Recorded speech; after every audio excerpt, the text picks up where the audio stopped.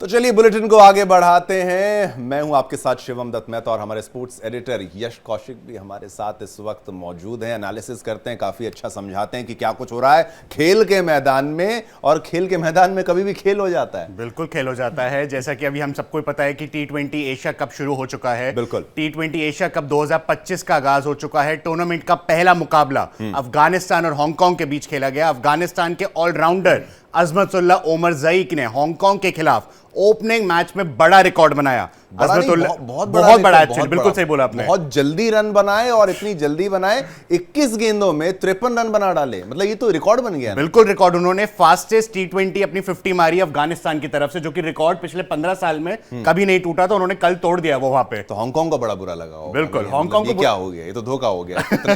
इतना नहीं हराना था, हराने का तरीका होता है, ये गलत बात है। लेकिन किस तरीके का मैच रहा उसके बारे में चर्चा करेंगे। देखिए, अजमतुल्ला की तारीफ तो बनती है, सिर्फ 20 गेंदों में 50 लगा डाली। 50 बनाना वो भी 20 गेंदों में, तो बहुत खतरनाक आपका पूरा रन रेट, स्ट्राइक रेट। ये T20 एशिया कप के इतिहास की सबसे तेज 50 है, जिसके चलते अफगानिस्तान ने मैच 94 रनों से अपने नाम कर लिया। यश, बिल्कुल। और सबसे बड़ी बात जो आज हमारा मेन फोकस होने वाला है कि 94 रन, 94 रनों से अफगानिस्तान ने जीत हासिल करी। लेकिन भारतीय टीम आज अपना अभियान की शुरुआत करने वाली है दुबई इंटरनेशनल क्रिकेट स्टेडियम में संयुक्त अरब अमीरात के खिलाफ। आज यानी कि UAE के अगेंस्ट वो मैच खेलने वाले हैं। और 14 सितंबर को महायुद्ध है क्रिकेट का। अच्छा। यानी कि आप सब समझ गए होंगे, शिवम जी, हमारे दर्शक सब समझ गए होंगे।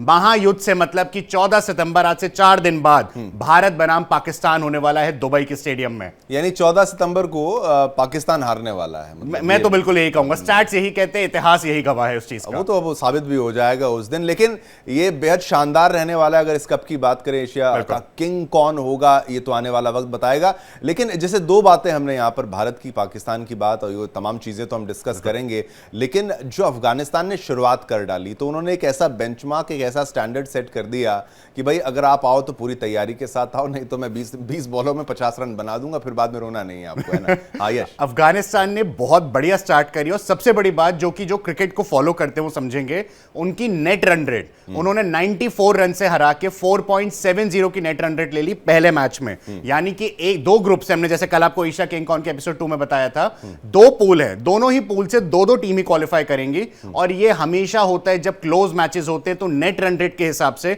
पॉइंट्स काफी टीम्स के सेम रहते हैं, 4-6 4-6। लेकिन नेट रन रेट एंड में डिसाइड करती है कि कौन सी टीम क्वालिफाई करेगी, कौन सी टीम घर का रास्ता देखेगी। तो अफगानिस्तान अब एक बहुत अपर ग्राउंड में है, अपर हैंड उसका रहेगा आने वाले मैचेस को लेकर।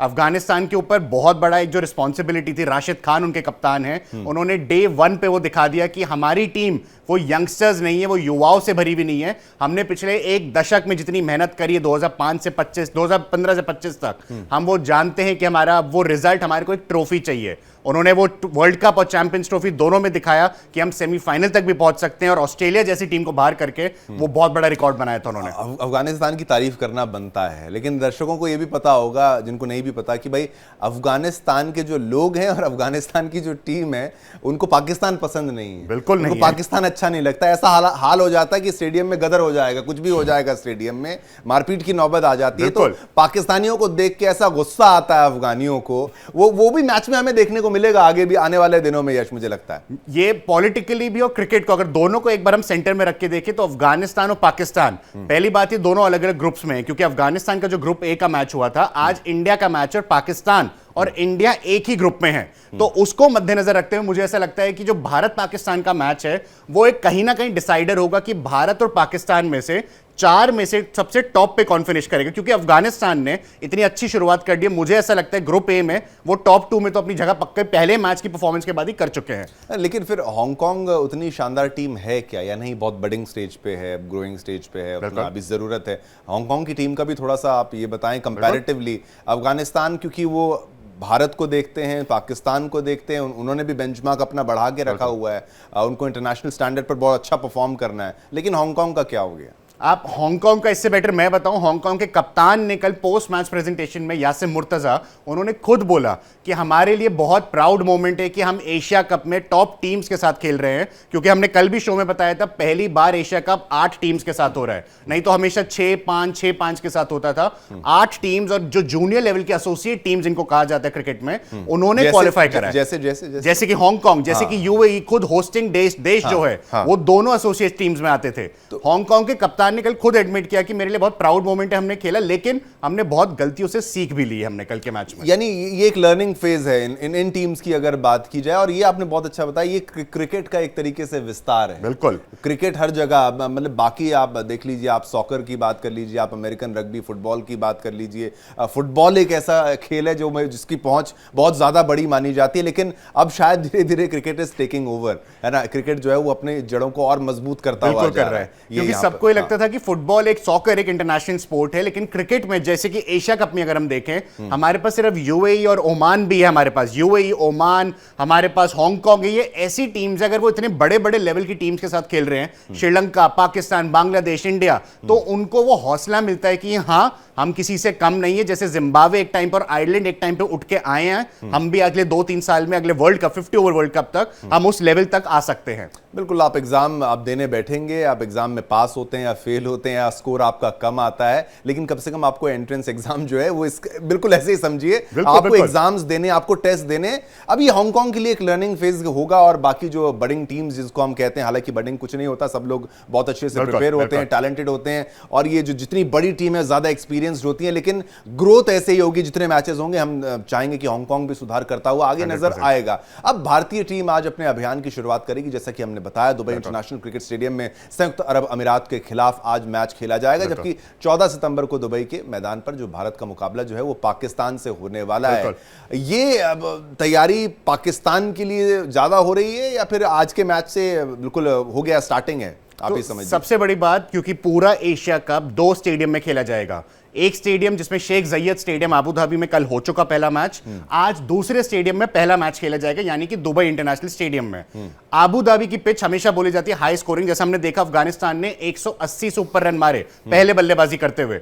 आज का जो स्टेडियम है, यहां पे यूएई के साथ मैच है, लेकिन भारत तैयारी करेगी 14 सितंबर की, क्योंकि 14 सितंबर को भी भारत का इसी स्टेडियम में मैच है। अच्छा, ये मेन चीज है। बिल्कुल बिल्कुल, सेम पिच सेम रहने वाली है, आपका ग्राउंड सेम रहने वाला है, आपका एटमॉस्फेयर सेम रहने वाला है, क्योंकि दुबई में इतने भारतीय फैंस हैं, वो कहीं भी जाए, वैसे तो भारत मैच खेले, चाहे आयरलैंड में खेले, चाहे वेस्ट इंडीज में खेले, चाहे दुबई में खेले, वहां फैन फॉलोइंग इंडिया की जो ब्लीड ब्लू एक हैशटैग है, वो कभी कम नहीं होने वाला। तो दुबई इंटरनेशनल स्टेडियम में देखने वाला होगा आज बात मेन कि पिच क्यूरेटर ने कैसी पिच बनाई है। भारतीय टीम के जो कोच है गौतम गंभीर, वो पहली प्रेस कॉन्फ्रेंस में बोल चुके कि हमारे पास स्पिनर और पेसर के फ्रेंडली हमारे पास अटैक है ऑलराउंडर्स के फॉर्म में, क्योंकि अक्षर पटेल भी है, हार्दिक पांड्या भी है, शिवम दुबे भी हैं। तो देखने वाली बात होगी किसको प्लेइंग 11 में जगह मिलेगी आज, और बहुत इंटरेस्टिंग रहेगा कि स्पिनर कौन कौन खेलने वाले हैं आज इंडिया में। लेकिन थोड़ा डिस्कस ही कर लेते हैं, आपको क्या लगता है, मतलब अगर प्लेइंग 11 की बात अगर की जाए तो कौन कौन इसमें रहने वाला है, और ये भी पता होना चाहिए लोगों को कि भाई अगर दुबई की बात करें, संयुक्त अरब अमीरात की बात करें, तो भारतीयों की ज्यादा इज्जत है बिल्कुल पाकिस्तानियों से हर मामले में हम थोड़ा सा जियोपॉलिटिक्स भी डिस्कस करते हुए जा रहे हैं, क्रिकेट से वो जुड़ा होता है। अफगानिस्तान के गुस्से को मैंने आपको समझाया, पाकिस्तान के विरुद्ध कैसे है और कैसे भारतीयों को ज्यादा पसंद किया जाता है, ज्यादा रिस्पॉन्सिबल सिटीजन्स के रूप में देखा जाता है बनस्पत इसके कि पाकिस्तानी वहां पर आते हैं। पाकिस्तानियों का छोड़िए, आज बेइज्जती करने का दिन नहीं रखेंगे, करते हैं बाद में, कंटिन्यू करेंगे उसको। लेकिन ये प्लेइंग 11 पर वापस आते हैं, भारत की बात करते हैं, क्या कुछ कहना चाहेंगे? तो जैसे कि आप अभी अपनी स्क्रीन पे भी बैटिंग ऑर्डर से शुरू करें। बिल्कुल, बैटिंग ऑर्डर शुरू करते हैं। आप अपनी स्क्रीन पे भी देख सकते हैं इस टाइम पे, ये प्रैक्टिस सेशन है कल का, जब इंडियन टीम ने एक रात पहले अपना दुबई इंटरनेशनल वहां पे ग्राउंड सेंटर में फैसिलिटी में प्रैक्टिस करी।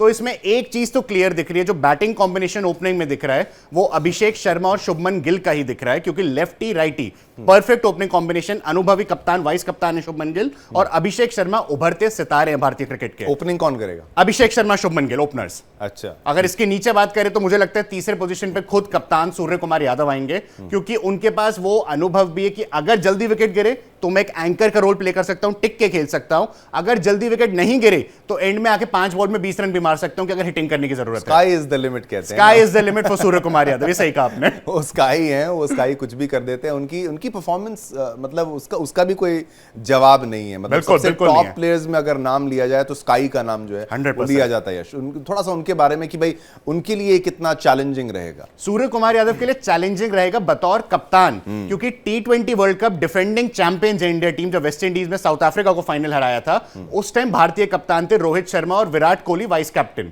वो दोनों ही रिटायर हो गए। तो बतौर कप्तान सूर्य कुमार यादव के लिए पहला मेजर टूर्नामेंट होने वाला है। रिस्पॉन्सिबिलिटी है लेकिन उन पे भरोसा भी है, क्योंकि मुंबई इंडियंस के लिए उन्होंने इतना शानदार परफॉर्मेंस करी है पिछले कई सालों में। और हमने उनका कैप्टेंसी रोल भी देखा, जब भी रोहित शर्मा या बुमराह इंजर्ड होते थे वो कैप्टेंसी भी करते थे।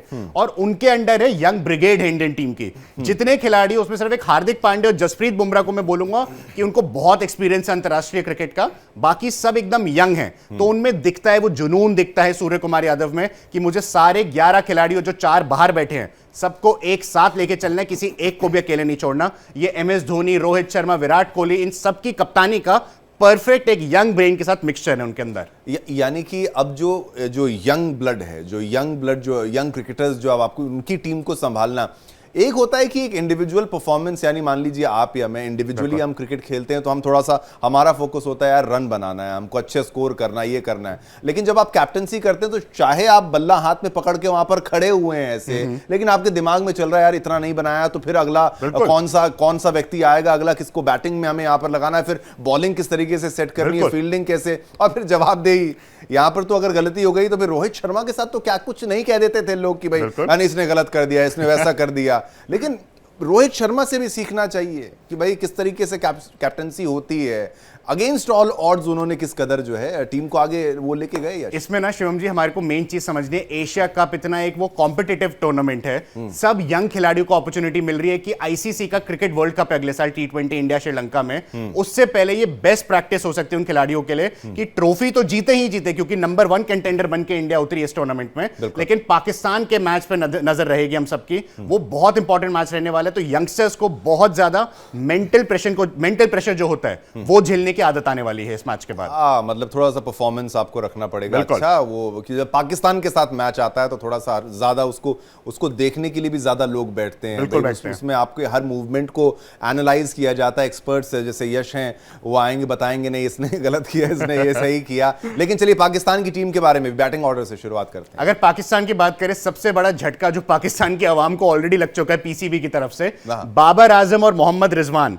ये दो वो एक्सपीरियंस खिलाड़ी है जो एक नाम बने थे कि विराट कोहली से कंपैरिजन होता था इनका एक समय पे, दोनों ही स्क्वाड में भी नहीं है। तो प्लेइंग 11 में तो क्या ही बात कर रहे हैं, उनके पास सारे यंगस्टर्स हैं। हाँ, एक दो खिलाड़ी मैं कहूंगा जिनके पास एक्सपीरियंस है, लेकिन उनको छोड़ के मुझे नहीं लगता पाकिस्तान के पास वो पूरे 11 खिलाड़ी हैं जो एक टीम बन के खड़े हो सकते हैं। तो 14 में आपका ये कि हम जीत रहे हैं। मेरे को पूरा भरोसा है कि 14 को दुबई इंटरनेशनल स्टेडियम संडे के दिन जब पूरा स्टेडियम भरा होगा, भारतीय क्रिकेट बहुत अच्छा करने वाला और इंडिया जीतने वाला है। इंडियंस पार्टी करने वाले, पार्टी करने वाले, बिल्कुल। पोस्ट मैच भी, प्री मैच भी, प्री मैच पोस्ट मैच सब कुछ सेट। मतलब एक तरीके से आप समझ लीजिए कि भाई the field is set for Indians to win. Correct. कि भाई क्योंकि हमारी परफॉर्मेंस अच्छी, हमारे प्लेयर्स अच्छे और एक्सपीरियंस यहाँ पर। लेकिन अफगानिस्तान की एक बार फिर से तारीफ बनती है, जिस तरीके से 20 गेंदों में 50 रन बनाना स्टैंडर्ड सेट कर दिया। ये सभी के लिए एक चैलेंज जो है वो होने वाला है। लेकिन इंडिया पाकिस्तान मैच पर लगातार हम भी नजर अपडेट बना के रखेंगे और आने वाले वक्त में क्या कुछ होगा उसकी जानकारी भी देंगे। बहुत बहुत धन्यवाद। यश हमारे साथ यहाँ पर स्टूडियो से मौजूद है। फिर हर रोज एनालिसिस यश हम करने वाले हैं, बिल्कुल रोज करने वाले 28 सितंबर एशिया कप के